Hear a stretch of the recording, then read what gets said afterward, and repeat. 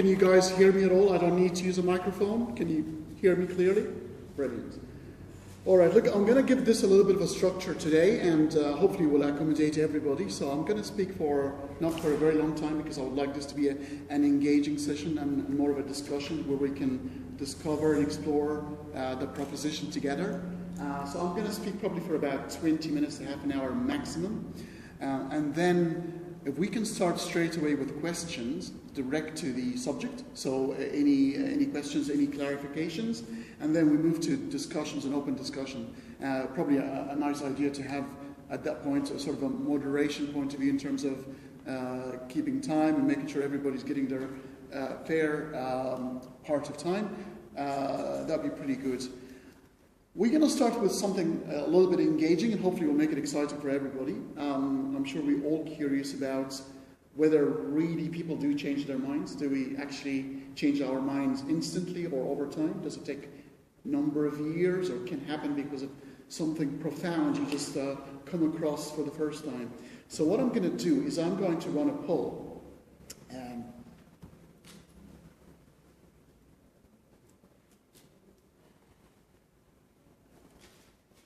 So if you have access to data in your mobile phones, I would invite you please to go to this website and enter this particular code. It will then ask you to choose from 3 propositions. Basically the idea is to see where you stand right now from this particular argument, and then at the very end of the session we'll run the same poll again to see if the ideas have shifted. And you get to see everything live, so it'll be a good exercise for all of us to discover. So I'll leave you to do this sort of in the next 1 minute or so. It shouldn't take you much of a time. It's just a website, put the code, and choose one of 3 options.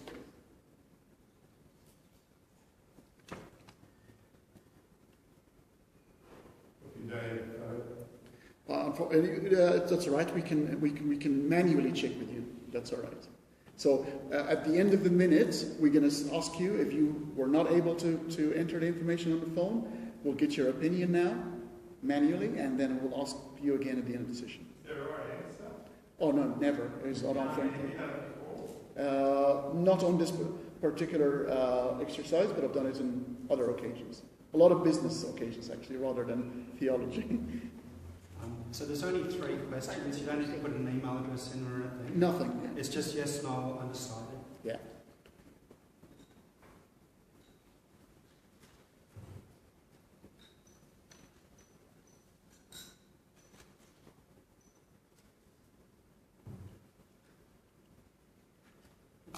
Can you see the poll, Karen? Sorry? Can you see the poll? No, you can only see the question. Okay. So I'm going to display it. There's 3 answers. You're going to display it now? Yes, 3 answers. So still one mistake. So have you guys entered information on your phones, whoever is going to be using the phone method? Well, I don't know what the argument from divine hiddenness is, so I can't really say.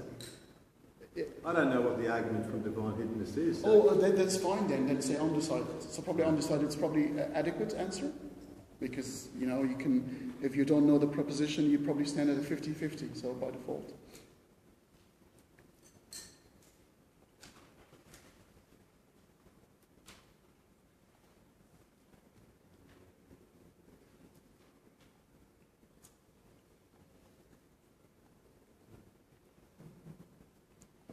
Now, so we are actually live in that particular session at the moment, and we're going to be running the 2 polls, one before and one after.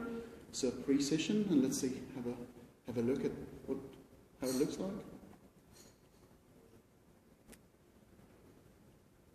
So 63% undecided, 25% no,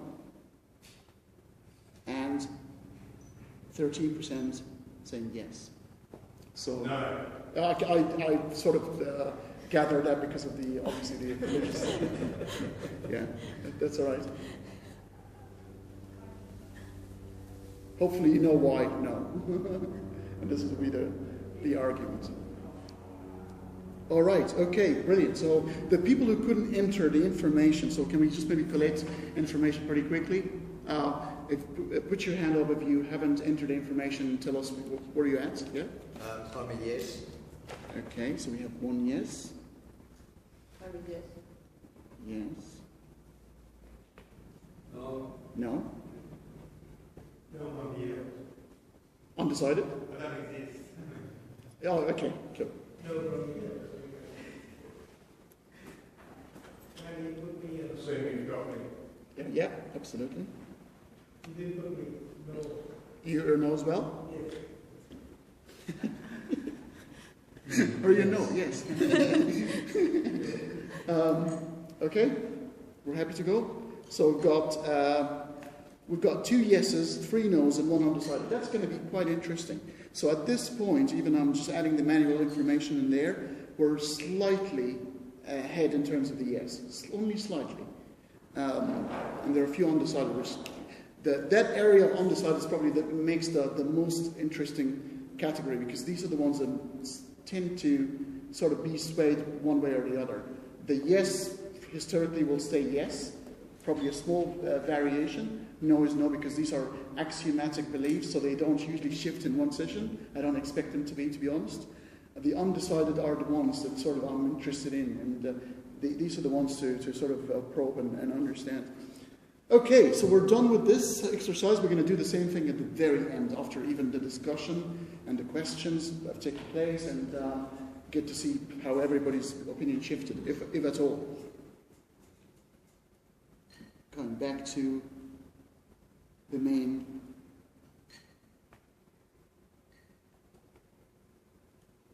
Okay. I'm just going to give you a small background, because a lot of people here said that they are actually not familiar with the argument. Okay, so the argument officially was coined by J.L. Schellenberg, who was a Canadian philosopher in 1993, who has for the first time formulated a very ancient dilemma, in my opinion, and I'll show you, and I don't know if you've read my website, but I've written an article about it, about how old this particular dilemma. The dilemma stems from the disassociation from God, or the indifference by deities. And you can see that a lot in the pre-Abrahamic religions, where men are conflicting with gods and they're blaming them. There's a blame game going on. But notice something here. This is not an argument to prove the non-existence of God. This is an argument to say that gods are not actually perfect. They can err, they can choose to be a bit arrogant and aloof at times, and there's a bit of that conflict. And there's a lot of Greek and Roman sort of stories around that effect, and that's how you get the demigods and the have-gods, and father is that of a divine nature, and mother is earthly, which is curiously came back to Christianity again. Couldn't resist the abstract nature of God. So that situation of the divine hiddenness has always been sort of playing a role in that particular situation, to the point where it was very prominent in Christianity, and I believe the 2 Gospels in Christianity that mention this particular dilemma is the Matthew and Mark. Very, very, I don't know how you're Aramaic or Hebrew, but Jesus said very famously on the cross, Elohe, Elohe, lama sabachthani, which reads to, God, God, why have you forsaken me? So some will take it metaphorically. Some would say, well, he is God, so in a way he's talking to himself, but maybe he's trying to make a point beyond the complaint. But nonetheless, he's talked about why God has abandoned him in that very difficult time. So at that point, the divine hiddenness problem has been sort of mirrored by theistic people who believed in the existence of God, but had a problem with the distance that some God have sort of chose to have between them and their creations. Remember, a deity has always been, especially in the Abrahamic faiths and some of the Greco-Latin theology, the father figure is very prominent in the theology. So it's the dad, it's the father. And if you know, just to go back 50 years ago, it was very, very common for fathers to be a bit distant. It's more of a son masculinity and control. You're not supposed to be emotional. So it reflects that. It's got that feel of, you can still be very loving but distant. So it was understood in this context. However, sophisticated theologians and philosophers started to take this argument and said, wait a minute here, this is actually could be, if used properly with the right premises, this could be an argument to postulate that that particular God does not exist. Because it's very important. We're going to have to define this particular God because of supporting premises that lead to this final premise, or final conclusion, I should say. It's a very simple deductive argument. Deductive arguments are very, very powerful because if you accept the premises, by definition, you have to accept the conclusion. There should be no contradictions, and they're very simple in structure. This is, so Schellenberg in 1993 constructed this particular argument. He's a philosopher. This is a philosophical argument. It's not a scientific argument. So it's basically uses deduction, and what we know so far about the deity concerned that would sort of get you to that conclusion. So this is the simplest of forms. The second slide will show you the more complex version of it. Two premises and a conclusion. If God exists, there are no non-resistance non-believers. And I will explain that in minutes. There are non-resistant non-believers. We know that for a fact. Therefore, God does not exist. Now, you probably have a lot of questions in mind now because what do you mean by non-resistant non-believers? Is there such a thing at all? And we're going to start probing the premises. Now, this is the premises with a bit of understanding. Now, if you are familiar with this particular argument, it's also in certain areas called the argument from non-belief in some philosophical arenas. However, I disagree they are similar but not exactly the same. The argument from non-belief actually postulate that even a single non-believer, resistance or not, prove that God does not exist. That's the argument from non-belief, because at the very end of the day, it's actually not their fault. Schellenberg argument made it want to steel man the argument, so there will be no loopholes, and said, well, you know what? Forget about it. If you're resisting God consciously, so you know God exists, but you're consciously resisting the idea of a God because you don't agree with the character of God. We know that this has happened in the past. Lucifer is a very good example. He's a person created by God. Say again, sorry? No, everyone wants to believe Lucifer. Absolutely, but I'm talking from a theistic point of view. So if you are a theist who is going to who's going to use this argument against this particular argument from Hiddenness, you are then contradicting yourself, because if you're a Christian, you would necessarily have to believe in the fallen angel. It's part of the theology. Otherwise, it's, again, we go into that cafeteria religion where you choose the nice bits and reject the not very nice bits. But if you're a Christian, you'd know Lucifer, because the whole thing is predicated. It's a lot of things based on Lucifer. I mean, the serpent is a reincarnation of Lucifer, the one that actually caused the whole thing to happen. Because remember, if Adam and Eve didn't eat from the apple, we could have been looking at a creation completely at the Garden of Eden, having direct relationship with God at all times, maybe with their offsprings, and having direct relationship with God, which means the divine hiddenness argument would not even be in question. The problem is, Christianity then said, well, man has fallen, that we've sinned, and therefore there was that disconnection, and then God chose to be hidden. Only on occasions he would show up in Revelations, and the road to Damascus was Saul and chosen people, But I'm making this argument so this is the theistic point of view. If you're going to believe, so Lucifer is somebody who's actually seen God, 100% aware of God's existence, yet chose not to believe in God. So I'm saying God can still show up right now, and you still have the free will to reject that God if he is not Yeah, you will accept his existence. You say, well, he exists, but I don't like it. I'm not going to worship the God. Happens in politics. You will, voting happens, majority voting happens. You'll take Trump as your president. It is your president, but you don't take him because he disagrees with all the values that you believe in. So there are two different propositions.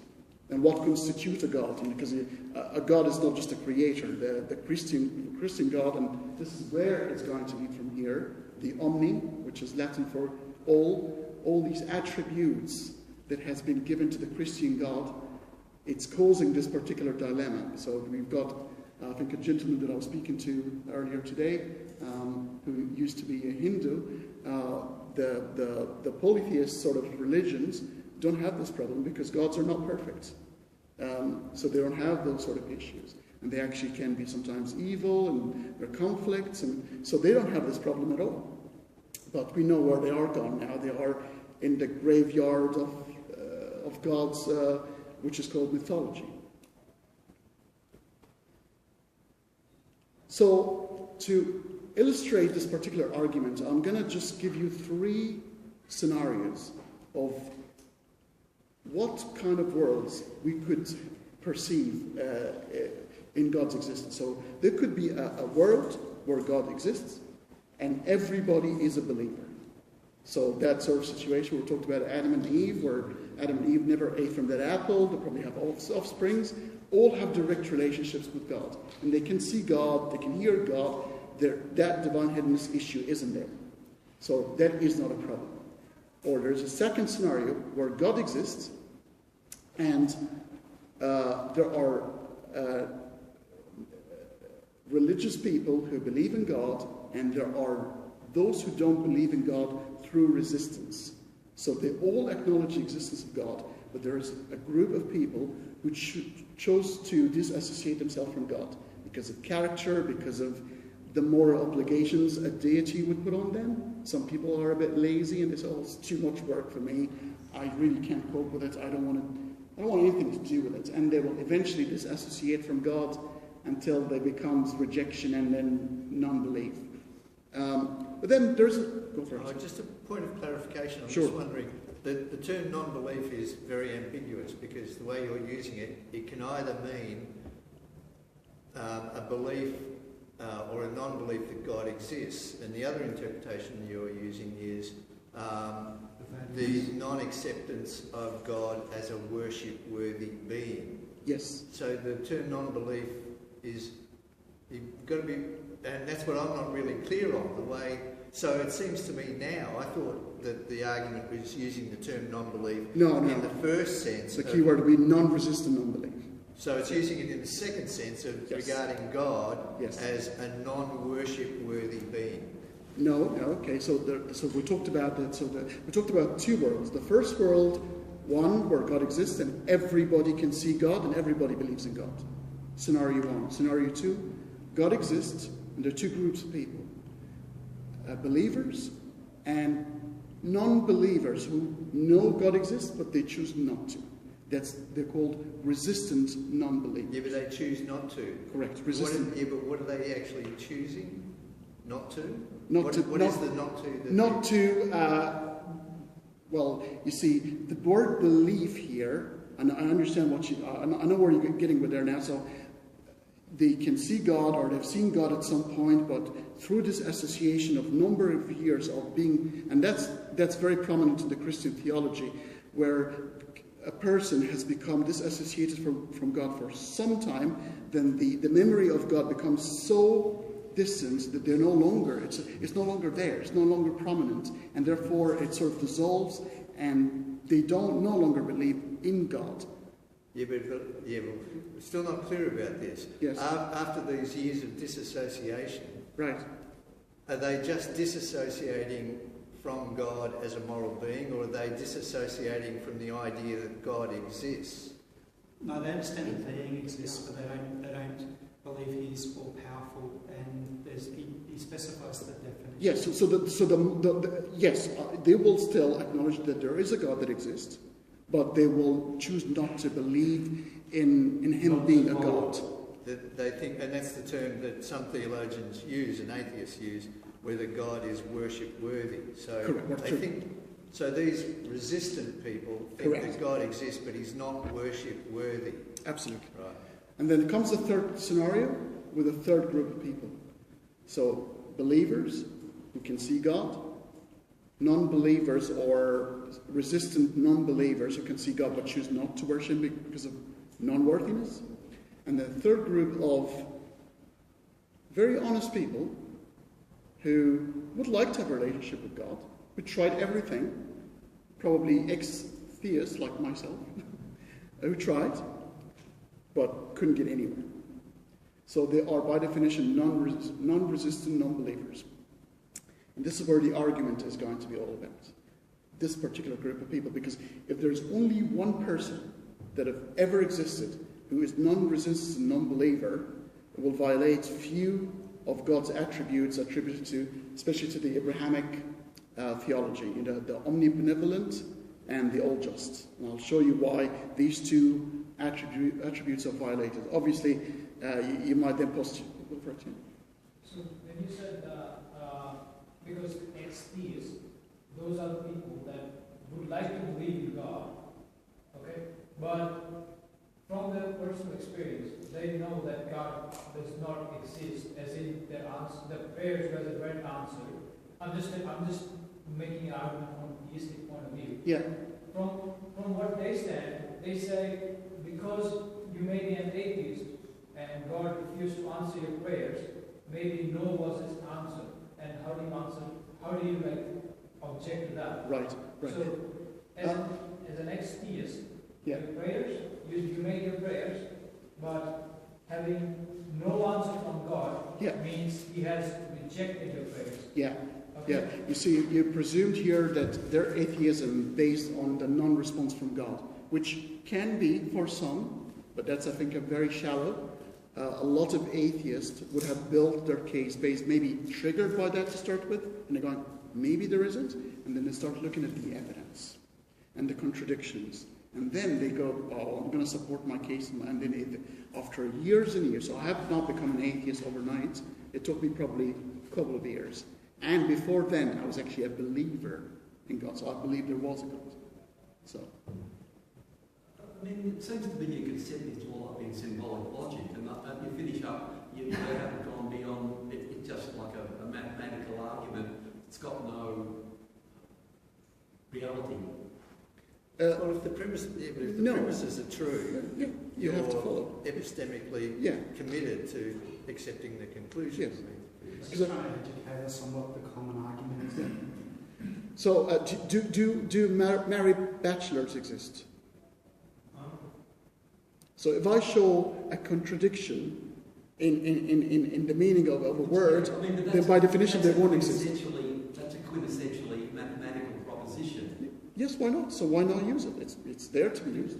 But mathematics, well, my view of mathematics is it contains no reality.